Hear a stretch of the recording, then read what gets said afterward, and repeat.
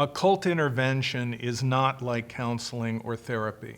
In counseling or therapy, the counselor or therapist is persuading an individual.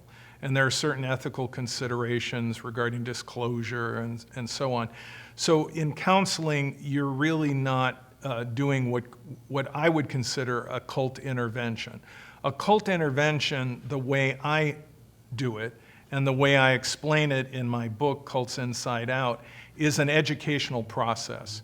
You're sharing information, you're educating the individual, first on how to define a destructive cult.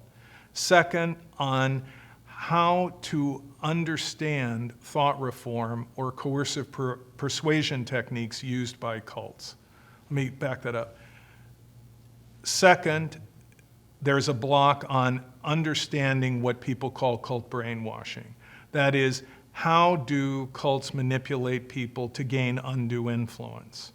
That entails talking about coercive persuasion and influence techniques, talking about thought reform, and really asking repeatedly the question, and this is what intervention really is about, is thought-provoking questions to stimulate critical thinking and analytical thought.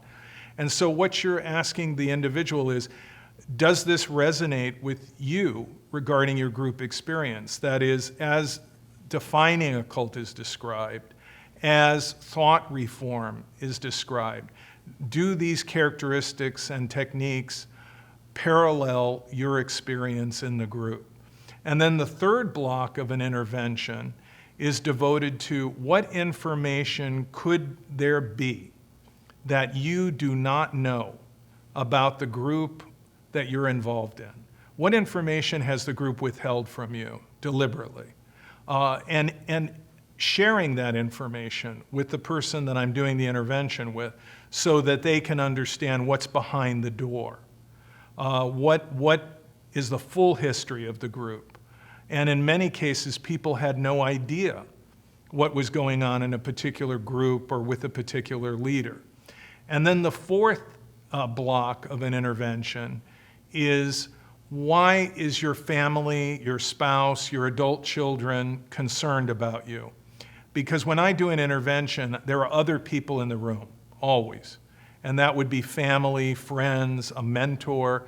It's very much like a drug or an alcohol intervention where you're bringing together a group to intervene in what is seen as a crisis. That is the involvement of the individual with a destructive cult. So at one point in the intervention, the family will discuss, these are the reasons that we have brought this man to do an intervention with us. And these are our concerns.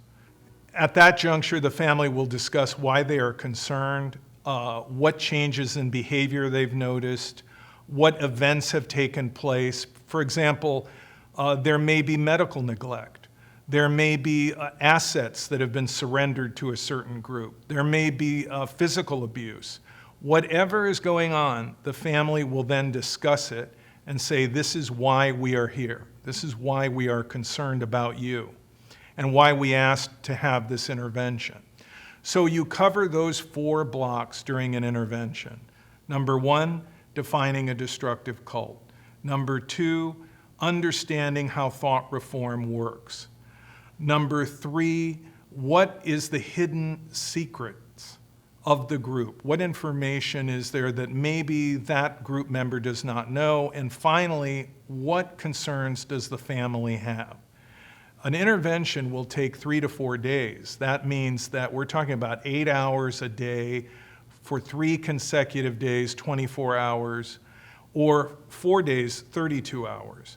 I also will meet with the family the day before the intervention begins so that we can prepare for the intervention, which will follow immediately the next day.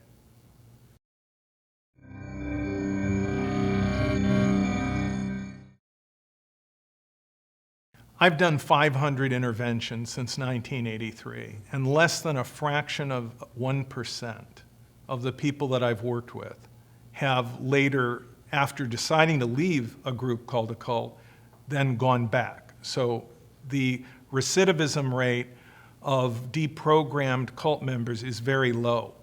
I will say that a number of people that I initially failed with later decided to leave the group, largely as a result of the information that was shared during the intervention.